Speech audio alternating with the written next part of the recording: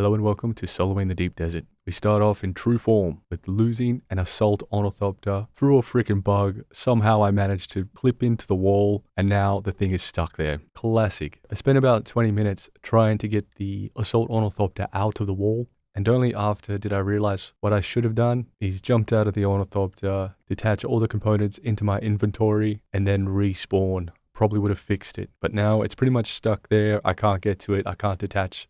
So it's now a feature in my base. In the previous episode, we ran into a bug straight away as well, where we were teleported across the map to quicksand. However, now I understand why. When you get disconnected or you have server issues, you're going to get teleported to quicksand because it is a safe zone. When you die in quicksand, you're not going to lose all your stuff. Much better than getting teleported to somewhere in the deep desert and getting eaten by Shai Halud. So even though that was the most frustrating scenario, you can think of quicksand as a green zone. If you need to die somewhere, die in the quicksand. It's also worth noting that quicksand won't swallow your vehicle. Your vehicle can survive and sit in the quicksand, at least from my testing, whether it be forced or not. So we set off for the deep desert, and instantly as I arrived, I realized my sub-thief was gone. Checking permissions is one of the ways to quickly do it in case the icon's bugged, and I could see that I'm one sub-thief down. Ultimately, it's worth checking this as soon as you get into the game while you're in Hager Basin. But this means we're going to venture out and see what the damage is. I'm devastated. I lost so many things. I shouldn't have hoarded all that stuff at my base, and I've also come to learn so much more about base building,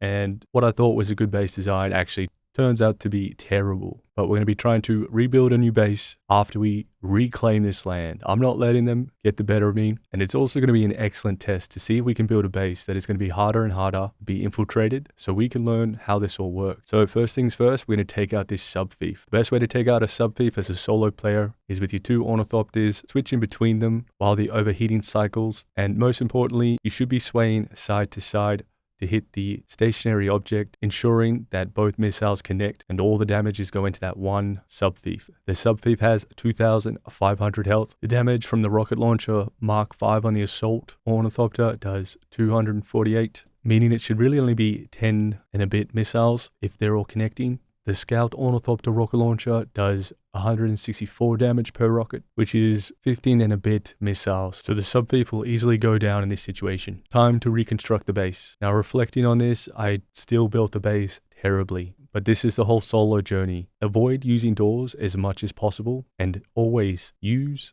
your faction building set as it has much more health. I believe the doors for this set only have like 4,500 health or 2,500 health, and the walls I think have 8,000. So when you leave your base, you want to turn all the doors to walls, but in any case, what I'm trying to do is build a much bigger base, ultimately trying to have as many layers as possible. I've hidden the generators in much more sneaky spots, and ultimately after a little bit of time, we've built a nice bigger base which would have many layers. But next week I'm going to do it completely different. After constructing the base, I was doing some runs for all the endgame materials, doing the usual, keeping very low to the ground, keeping my Ornithopter with rockets, and doing the painstaking back and forth, only using my own inventory in order so I can react fast with missiles if someone fires upon me. And all this went really smoothly. Now I knew there was a base not too far away that had their sub-thief sitting under a Penta Shield. A storm was coming by, and I knew this base was going to be vulnerable. So I waited for the storm, expecting that the Penta Shield would go down after, exposing the sub-thief. But to my surprise, Penta Shields will stay up and running even after a storm hits. Doesn't make sense to me as the generators go down. So how are the Penta Shields being powered? Doesn't make any sense to me. In any case, looking back, I approached this whole situation wrong. Should have targeted the Penta Shields and gone straight for the sub-thief. These guys were very clever as well, keeping their door facing the rock face, made it very difficult to sit there and fire upon it from your Ornithopter. Doors are always a good place to start as they have some of the lowest health. Penta Shields, think of them like the roofs, individual squares. Each of those have 3,500 HP. Fuel-powered generators have a health of 2,500 HP, so targeting the walls was the worst idea. Having 7,000 health and then finally cracking through the walls and targeting the generators, there was going to be no way I had enough time within the 5-minute window of storms blowing over to get in. I should have spent all that time hitting the Penta Shield in one spot and then getting to the sub-thief. I would have got in and this base would have been mine. I did get into the base and I was very excited. I thought I was going to be able to crack this open and I was going to need help get some of these goods out. So I called in a friend, but ultimately we never got the storm coming over, and this whole journey ended in the most brutal way. And unfortunately I didn't record bloody most of it, but we stumbled upon a Zerg guild. We tried to engage them, firing a few rockets, but they had more and more Ornithopters pop in. What we thought was 2 turned out to be 6 in the end, and we fled. They all followed me, chipped away at my wings, forced me to the ground, and then spent about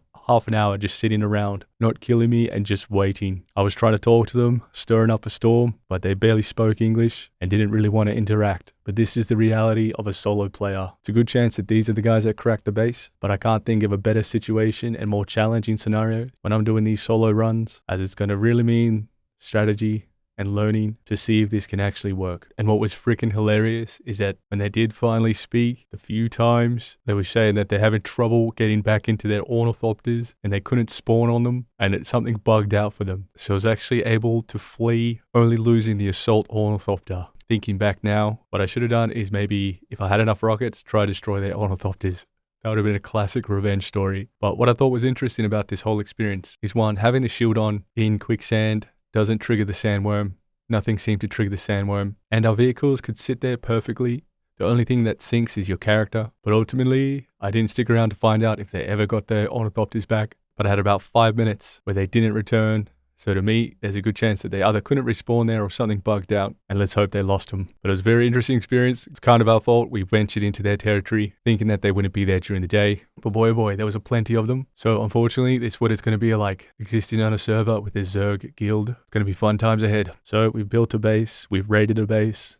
We ran into a Zerg guild. So much happened. Now I fully expect my base to get raided again. So we're going to start fresh. Next reset, build a much better base. Now that we understand some of the basic principles. But a very interesting journey this one was.